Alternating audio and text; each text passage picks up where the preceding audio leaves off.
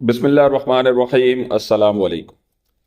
आज का जो हमारा टॉपिक है वो मैक्रो इकोनॉमिक्स का पहला टॉपिक है और उस टॉपिक का नाम है नेशनल इनकम।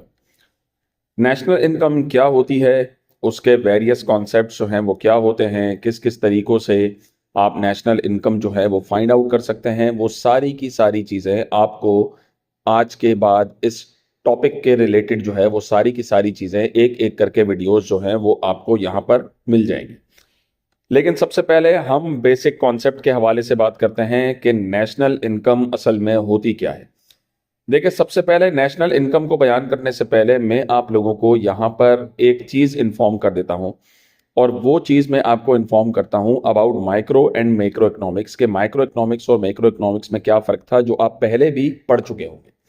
माइक्रो इकोनॉमिक्स का मतलब ये होता है कि आप जब किसी भी चीज़ के बारे में पढ़ते हैं तो यहाँ पर आप छोटी चीज़ों के बारे में पढ़ते हैं, यानी कि इंडिविजुअल चीज़ों के बारे में पढ़ेंगे। आप इंडिविजुअल हाउस होल्ड के बारे में पढ़ेंगे, इंडिविजुअल फर्म के बारे में पढ़ेंगे, इंडिविजुअल सेक्टर के बारे में पढ़ेंगे, इंडिविजुअल एक किसी शख्स के बारे में जो है आप इंडिविजुअल पढ़ेंगे। ये आपके पास माइक्रो इकोनॉमिक्स के अंदर जो है वो सारे के सारे मामलात होते हैं।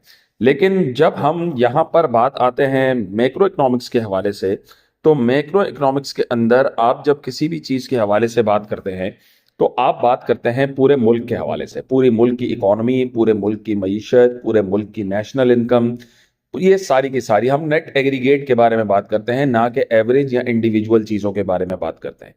तो नेशनल इनकम भी हमारा उसी से रिलेटेड जो है वो एक टॉपिक है। अब हम नेशनल इनकम के बारे में जो है वो बात करते हैं कि नेशनल इनकम बेसिकली आपकी है क्या। देखें, नेशनल इनकम का मतलब ये होता है कि जब किसी मुल्क के लेबर एंड कैपिटल जो है उसके नेचुरल रिसोर्सेस के ऊपर जो है वो एक साथ काम करते हैं। यानी कि जब आप इन्वेस्टमेंट, एक मुल्क इन्वेस्टमेंट करता है और जाहिर सी बात है वो इन्वेस्टमेंट करेगा तो उससे नेचुरल रिसोर्सेज जो हैं वो प्रोड्यूस होंगे और लेबर उस पर अप्लाई होगा, तो उससे आने वाली जो भी इनकम या जो भी गुड्स एंड सर्विसेज जो हैं वो पैदा होती हैं, ये आपकी नेशनल इनकम जो है वो बेसिकली कहलाई जाती है। ठीक है। अब एक मुल्क जो है वो अपने मुल्क के अंदर, अपनी बाउंड्री के अंदर जो भी चीजें प्रोड्यूस करेगा, वो जो नेचुरल रिसोर्सेज प्रोड्यूस करेगा, जो गुड्स एंड सर्विसेज जो भी प्रोड्यूस करेगा, ये इसकी जो है वो उसकी बेसिकली नेशनल इनकम जो है वो काउंट की जाएगी। अब यहाँ पे आप जो डेफिनेशन सामने देख रहे हैं, यहाँ पे वो डेफिनेशन है प्रोफेसर मार्शल के हवाले से। ऐसी बहुत सारी डेफिनेशंस आपको मिल जाएंगी। यहाँ पे मैंने प्रोफेसर मार्शल की डेफिनेशन जो है वो नेशनल इनकम से रिलेटेड जो है वो कोट की है। वो क्या कह रहे हैं? The labour and capital of a country acting on it's natural resources produce annually a certain net aggregate of all kinds of goods and services. This is the national income of that country. वो जिस भी किस्म के goods and services जो हैं वो produce कर रहे हैं, जाहिर बात है जब एक मुल्क इन्वेस्टमेंट करता है, अब इन्वेस्टमेंट किस सूरत के अंदर होती है? वो एसेट्स की सूरत के अंदर होगी, वो कैश की सूरत के अंदर होगी। कि जिस भी किसी भी किस्म के जब आप नेचुरल रिसोर्सेज प्रोड्यूस करते हैं तो वो नेचुरल रिसोर्सेज प्रोड्यूस करने के लिए आपको मुख्तलिफ किस्म के एसेट्स जो है वो दरकार होते हैं। तो कहते हैं उससे निकलने वाली जो भी प्रोडक्शन होगी वो सारी की सारी उस मुल्क की नेशनल इनकम में काउंट की जाएगी। फिर वो जब हम कैलकुलेशन करेंगे जीडीपी और जीएनपी के हवाले से, उसमें मैं आपको बताऊंगा कि किस तरीके से कौन सी इनकम किसके लिए जो है वो किस तरीके से इनकम जो है वो डबल काउंटिंग से हम अवॉइड करते हैं और कैसे कैसे जो है वो उसके अंदर प्रॉफिट जो है वो ऐड किया जाता है। तो ये हमारे पास नेशनल इनकम का जो है एक बेसिक कॉन्सेप्ट के तौर पर हम इस डेफिनेशन को यूज करते हैं। उसके बाद हम बात करते हैं various concepts of national income के हवाले से। वेरियस कॉन्सेप्ट्स के अंदर हमारे पास सबसे पहली डेफिनेशन जो शामिल होती है वो आती है आपके पास ग्रॉस डोमेस्टिक प्रोडक्ट, यानी कि जीडीपी। अब नेशनल इनकम को कैलकुलेट करने के, फाइंड आउट करने के बहुत सारे तरीकाकार होते हैं, क्योंकि कोई भी मुल्क अपने मुल्क के अंदर रहते हुए मुख्तलिफ तरीकाकार से अपने मुल्क की इनकम को काउंट करता है। क्योंकि कुछ इनकम्स, कुछ तरीकाकार जो हैं वो विद इन दी बाउंड्री होते हैं, कुछ आउटसाइड दी बाउंड्रीज होते हैं, कुछ सिर्फ सर्विसेज से रिलेटेड होते हैं, कुछ प्रोडक्शन से रिलेटेड होते हैं। तो इस तरीके से हम इसके अंदर वेरियस कॉन्सेप्ट जो है वो नेशनल इनकम के हवाले से डिस्कस करेंगे। सबसे पहले हम बात करते हैं ग्रॉस डोमेस्टिक प्रोडक्ट की, यानी कि जीडीपी की। ग्रॉस डोमेस्टिक प्रोडक्ट और GDP is that total market value at current prices of final goods and services which are produced within the country during a specific period, usually a year. यहाँ पे पूरे साल की बात हम normally करते हैं, कभी भी मंथ वाइज या डेज वाइज बात नहीं करते, क्योंकि हम नेशनल इनकम जब फाइंड आउट कर रहे होते हैं, यानी कि ईयरली हम उसके बारे में बात कर रहे होते हैं कि एक मुल्क का जीडीपी जो है वो ईयरली बुनियाद के ऊपर कितना रिकवर या कितना बेहतर है। हमेशा याद रखिएगा, आपने अक्सर न्यूज के अंदर भी ये बातें सुनी होगी कि मुल्क का जीडीपी जो है वो इस मरतबा सरप्लस हुआ या मुल्क का जीडीपी जो है वो डेफिसिट हुआ। सरप्लस का मतलब ये होता है कि जब सरप्लस की बात होती है यानी कि मुल्क का जीडीपी जो है वो पिछले साल के मुकाबले में पॉजिटिव यानी कि और ऊपर गया, और जब डेफिसिट की बात होती है तो इसका मतलब ये होता है कि मुल्क का जीडीपी डेफिसिट यानी कि पिछले साल के मुकाबले में कम हो गया। अब यहां पर किसी भी मुल्क के अंदर जब उस मुल्क का जीडीपी बेहतर होगा तो इसका मतलब ये होता है कि जीडीपी आपकी वो तमाम प्रोडक्शन होती है, ग्रॉस डोमेस्टिक प्रोडक्शन होती है, जो एक मुल्क की बाउंड्री के अंदर यानी कि एक बॉर्डर के अंदर जो है चीजें प्रोड्यूस की जा रही। अब मुल्क के बाउंड्री के अंदर वो लोग भी इसके अंदर शामिल होंगे जो पाकिस्तानी नहीं हैं, यानी कि पाकिस्तान में मौजूद अफगानिस्तान के लोग भी रहने वाले हैं, कुछ बांग्लादेश के लोग रहने वाले हैं, श्रीलंकन भी कुछ तिजारत की गर्ज से आते हैं, चाइनीज आते हैं यहाँ पे काम करने के लिए, इन्वेस्टमेंट पर्पस के लिए। तो जब हम जीडीपी काउंट करेंगे तो उन तमाम लोगों की इनकम भी पाकिस्तान की इनकम के अंदर काउंट करेंगे, क्योंकि वो सारे के सारे लोग पाकिस्तान में मौजूद बैठकर वो सारी की सारे प्रोडक्शन जो है वो कर रहे हैं। तो ये एक मुल्क का जीडीपी जो है वो काउंट किया जाता है। हमेशा याद रखिएगा, वो मुल्क तरक्की याफ्ता होते हैं जिन मुल्क के जीडीपी जो है वो बेहतर होते हैं। पाकिस्तान का जीडीपी बेहतर है लेकिन अच्छा नहीं है as compare to Bangladesh, as compare to India और एज कंपेयर टू अमेरिका के साथ तो हम कंपेयर ही नहीं कर सकते, क्योंकि उनका जीडीपी बहुत ज्यादा हाई, बहुत ज्यादा ग्रोथ है उनकी जीडीपी, तो मुल्क भी बड़ा है। लेकिन उस सिचुएशन के अंदर अगर हम जीडीपी देखें तो हमारे जीडीपी की उस तरीके की ग्रोथ जो है वो पिछले कुछ सालों में नजर नहीं आ रही। तो ये आपके पास ग्रॉस डोमेस्टिक प्रोडक्ट कहलाई जाती है, क्योंकि हमारे अपने मुल्क के लोग ही जो हैं वो बाहर जा रहे हैं नौकरियों के तलाश में। तो जब हमारे लोग बाहर जा रहे हैं तो जाहिर सी बात है बाहर के लोग पाकिस्तान आकर कैसे जो है वो अपने मामला जो है वो तय कर सकते हैं, अपने काम ढूंढ सकते हैं। तो इस वजह से हमारी जीडीपी जो है वो कम से कम होती जा रही है। This is the gross domestic product. अब हम बात करते हैं ग्रॉस नेशनल प्रोडक्ट के हवाले से। उर्दू में जिसे कहा जाता है खाम कौमी पैदावार, वो हमारे पास थी खाम मुल्की पैदावार। यहां पे आपके पास खाम कौमी पैदावार की बात होती है। अब जब कौम की बात आ रही है तो यहां पे हमारे पास जीएनपी के अंदर वो तमाम की तमाम उन लोगों की भी इनकम शामिल होंगी जो पाकिस्तानी तो हैं लेकिन पाकिस्तान से बाहर जॉब्स कर रहे हैं, यूके के अंदर, अमेरिका के अंदर, चाइना के अंदर, जर्मनी के अंदर, फ्रांस के अंदर, सऊदीया में, और जितने भी गल्फ कंट्रीज हैं, जितने यूरोपियन कंट्रीज हैं, जो पाकिस्तानी यहां से बाहर काम के सिलसिले में जा रहे हैं। तो जब हम जीएनपी काउंट करेंगे तो हम उन लोगों की इनकम को भी पाकिस्तान की इनकम के अंदर काउंट करेंगे। ये आपके पास ग्रॉस नेशनल प्रोडक्ट यानी कि जीएनपी का कॉन्सेप्ट कहलाया जाता है। यानी कि जब हम जीएनपी की बात करेंगे तो उनकी इनकम उस मुल्क के जीडीपी में काउंट नहीं होगी, हमारे मुल्क की ग्रॉस नेशनल प्रोडक्ट में काउंट होगी। जब हम जीएनपी के बारे में बात करेंगे तो हमारे लोगों की जितनी भी रेमिटेंसेज होंगी वो सारी की सारी हमारे जीएनपी के अंदर काउंट होगी, कि वो वहां पर जितना भी कमा रहे हैं तो उससे हमारे मुल्क की जीएनपी में इजाफा होता है। अब एक बात याद रखिएगा यहाँ पे कि किसी भी मुल्क का जीएनपी जो है वो ज्यादा बेहतर होना सुइटेबल होता है बजाय इसके कि उस मुल्क का जीडीपी जो है वो बेहतर किया जा सके। देखें, जीएनपी किसी भी मुल्क का जीडीपी जो है वो ज्यादा बेहतर होता है एज कंपेयर टू जीएनपी। अगर जीडीपी जीएनपी से ज्यादा है इसका मतलब हमारे मुल्क के अंदर लोग जो हैं वो मौजूद हैं, हमारे मुल्क के अंदर लोग ज्यादा प्रेफर कर रहे हैं यहां पर आकर काम करने से। और अगर हमारे मुल्क की जीडीपी से बेहतर जीएनपी है तो इसका मतलब ये होगा कि जीएनपी आपके मुल्क के अंदर से लोग बाहर जाकर काम करना ज्यादा प्रेफर कर रहे हैं एज कंपेयर टू पाकिस्तान, क्योंकि यहाँ की ना इकोनॉमी स्टेबल है, इसका मतलब यहाँ की करेंसी स्टेबल नहीं है। तो जब जीएनपी बेहतर है, अब जैसे कि पाकिस्तान 2024 या 2023 के अंदर करीब बहुत सारे 7-7.5 लाख पाकिस्तानी या 8 लाख 10 लाख पाकिस्तानी जो हैं वो बाहर जाकर काम करने के लिए मजबूर हुए हैं। तो उसके रीजंस यही हैं क्योंकि वहां की इकोनॉमी बेहतर है, वहां की करेंसी बेहतर है, तो हमारे पाकिस्तान का जीएनपी हमारे जीडीपी से ज्यादा आ रहा है। So it is not the good sign, क्योंकि जीएनपी इसका मतलब हमारे मुल्क की अंदरूनी पैदावार नहीं, हमारे लोग बाहर जाकर काम कर रहे हैं। हाँ, वो रेमिटेंसेस भेजेंगे तो रिजर्व्स आएंगे पाकिस्तान के पास, वो एक बेहतरी की जानिब हो सकती है। लेकिन किसी भी मुल्क की इकोनॉमी का पता लगाना होता है तो हम जीडीपी की बात करते हैं, जीएनपी की बात नहीं करते।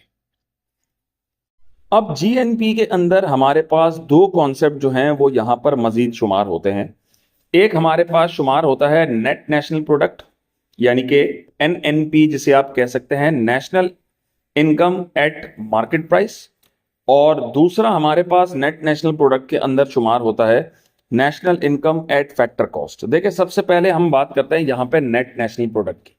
जब हम नेट नेशनल प्रोडक्ट की बात करते हैं तो नेट नेशनल प्रोडक्ट के अंदर आपके पास जीएनपी में से हमारे पास एनएनपी तब फाइंड आउट होती है जब हम वियर एंड टीयर कॉस्ट जो होती है, यानी कि डेप्रिसिएशन अलाउंसेस जो होते हैं, जाहिर बात है जो प्रोडक्शन हमने की है उस प्रोडक्शन के करने की वजह से जो एसेट्स हमारे यूज हुए हैं उन एसेट्स के यूजेज को हम डेप्रिसिएशन कहते हैं। और वो डेप्रिसिएशन जो है यहां से जब माइनस करेंगे, एक किस्म से अगर हम कहें कि ग्रॉस इनकम में से हम जब एक्सपेंडिचर्स माइनस कर देंगे तो हमारे पास नेट इनकम जो है वो आ जाएगी।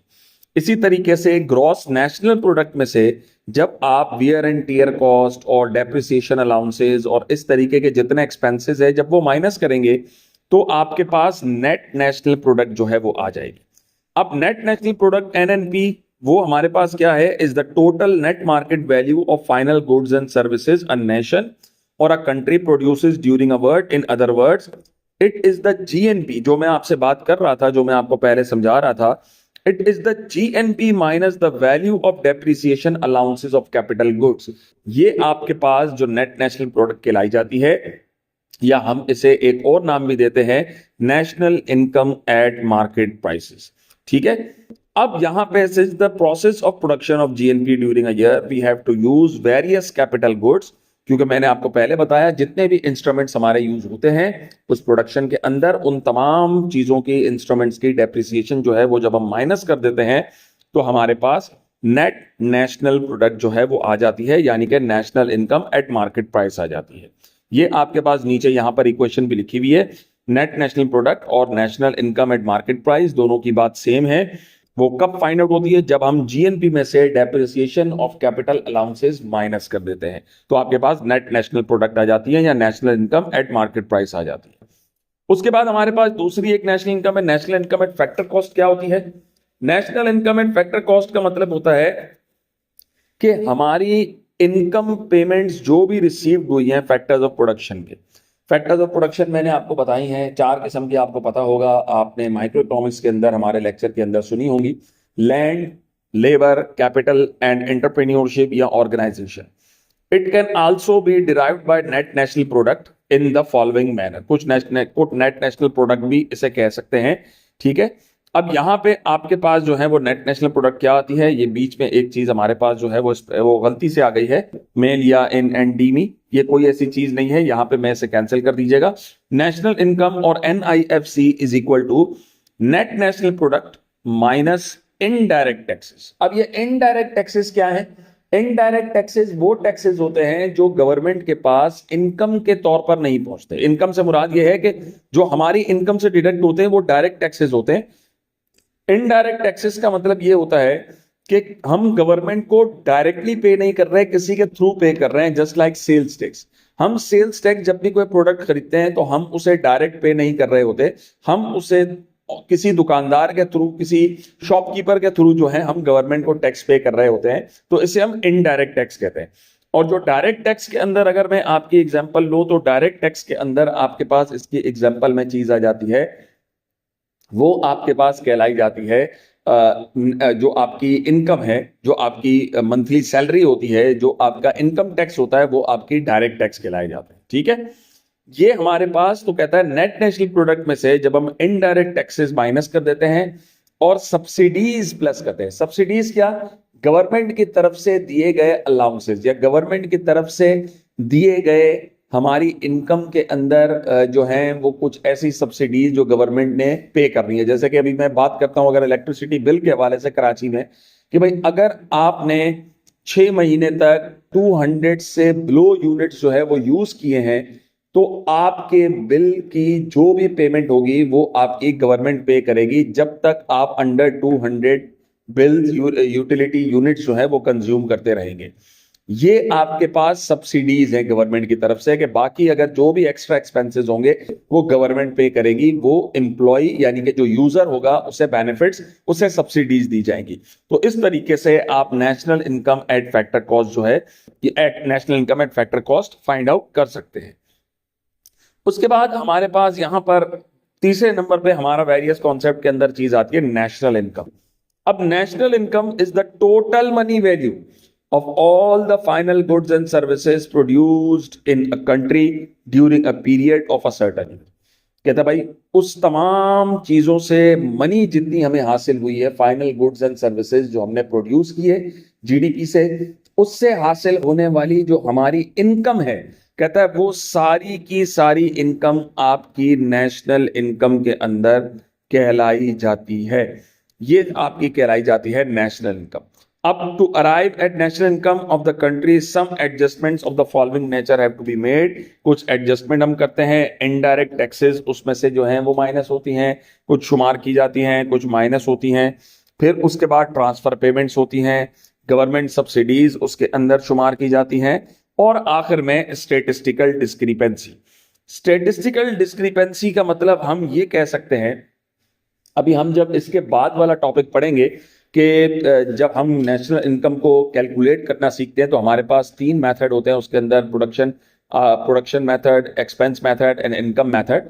तो हम तीनों मेथड से, किसी भी मेथड से हम मुल्क की इनकम को फाइंड आउट करते हैं, तीनों मेथड से हमारी इनकम जो है वो सेम आती है। ठीक है, ये चीज कहलाई जाती है स्टेटिस्टिकल डिस्क्रिपेंसी। अगर उसमें किसी में भी जरा सी भी रद्दोबदल या मैच नहीं होता तो फिर उसमें हम एडजस्टमेंट करके चीजों को, अपनी नेशनल इनकम को एडजस्ट करते हैं, तीनों के बराबर, तीनों तरीकों से इक्वल करते हैं। ये चीज आपके पास खिलाई जाती है स्टेटिस्टिकल डिस्क्रिपेंसी, यानी कि जो डिफरेंस होगा स्टेट्स के अंदर उसे इक्वल किया जाएगा। ये आपके पास तीसरा कॉन्सेप्ट कहलाया जाता है नेशनल इनकम के हवाले से। उसके बाद हम फोर्थ यूजेज के अंदर आते हैं कि उसके अंदर हमारे पास चीज आती है पर्सनल इनकम। नेशनल इनकम का एक और फाइंड आउट करने का तरीका भी है पर्सनल इनकम। पर्सनल इनकम आपकी वो इनकम होती है जो एक हाउस होल्ड इंडिविजुअली जो इनकम रिसीव करता है, यानी कि अब गवर्नमेंट ने अब हमारी जो सैलरी रखी, फॉर एग्जांपल एक बंदा है वो गवर्नमेंट जॉब करता है और उसकी जो ग्रॉस सैलरी जो डिसाइड की हुई है गवर्नमेंट की तरफ से, वो ग्रॉस सैलरी डिसाइड की हुई है 1 लाख रुपीस। एक एग्जांपल दे रहा हूं मैं आप लोगों को, 1 लाख रुपीस जो है वो उसकी सैलरी जो है वो डिसाइड की हुई है।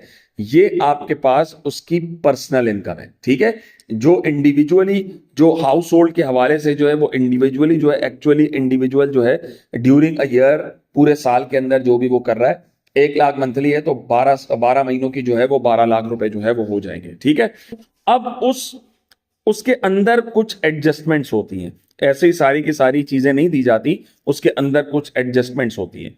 कॉर्पोरेट प्रॉफिट टैक्सेस, ठीक है, since corporate profit tax does not constitute any part of personal income, ठीक है, therefore to calculate personal income such kind of profit must be subtracted from the income। जब corporate taxes होते हैं, जाहिर बात है टैक्स हमें पे करना होता है इनकम टैक्स के तौर पर, तो ये जो पर्सनल इनकम होती है इसमें से आपके कॉर्पोरेट प्रॉफिट टैक्स जो हैं वो क्या हो जाते हैं, माइनस हो जाते हैं, डिडक्ट हो जाते हैं।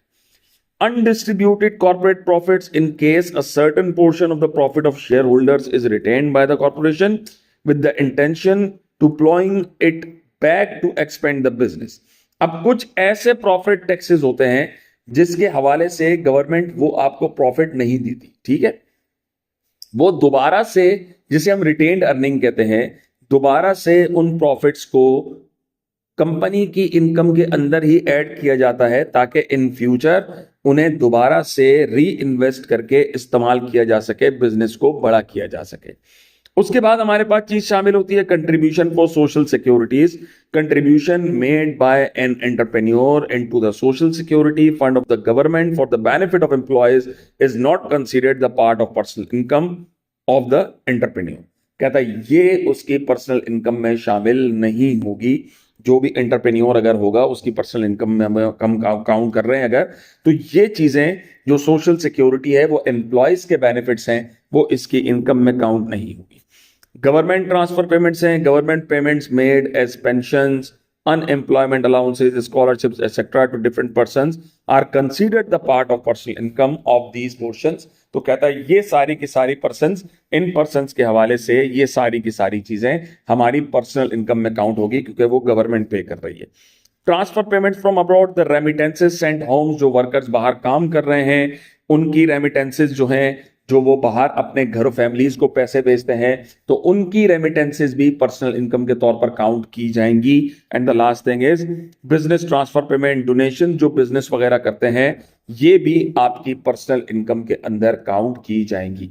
तो इसमें कुछ चीजें ऐसी हैं जो आप पर्सनल इनकम के हवाले से उसमें जो है वो काउंट करते हैं, जैसे कॉर्पोरेट प्रॉफिट टैक्स हम काउंट नहीं करते, अनडिस्ट्रीब्यूटेड कॉर्पोरेट प्रॉफिट्स हम काउंट नहीं करते क्योंकि वो बिजनेस के अंदर दोबारा री इन्वेस्ट कर दी जाती हैं। उसके अलावा जो आपके पास सोशल सिक्योरिटी हैं वो भी हमारे पर्सनल टैक्सेस के अंदर, पर्सनल इनकम के अंदर हम काउंट नहीं करते क्योंकि वो एम्प्लॉयज के बेनिफिट्स हैं। बाकी गवर्नमेंट ट्रांसफर पेमेंट्स हो, ट्रांसफर पेमेंट्स फ्रॉम अब्रॉड हो, बिजनेस ट्रांसफर पेमेंट्स हो, ये सारी की सारी चीजें आपकी पर्सनल इनकम के अंदर से अंदर ऐड की जाती हैं।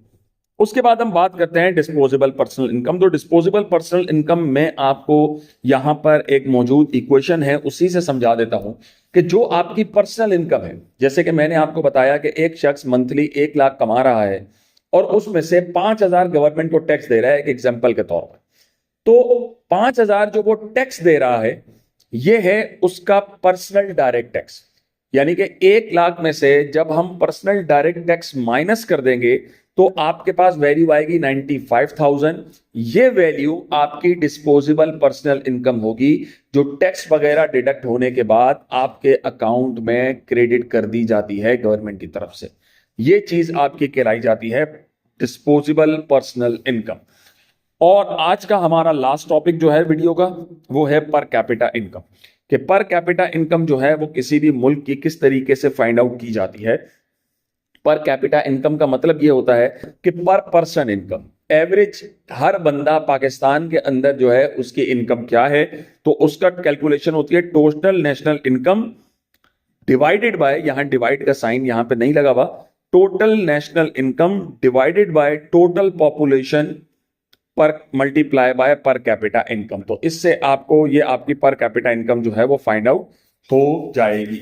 अगर मैं आपको यहां पे मजीद इसकी एग्जैक्ट कैलकुलेशन जो है वो मैं आपको शो करवा दूं तो वो भी मैं आपको एग्जैक्ट बता देता हूं। तो आपकी पर कैपिटा इनकम जो है वो कैसे फाइंड आउट होगी, total national income divided by total population. जितनी पॉपुलेशन आपके पास होगी, जितनी आपकी नेशनल इनकम होगी, उससे जब हम टोटल पॉपुलेशन को डिवाइड कर देंगे तो is equal to per capita income, आपकी पर कैपिटा इनकम यहां पर सामने आ जाएगी।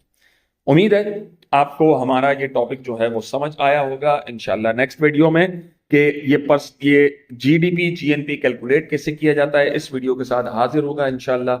अल्लाह हाफिज।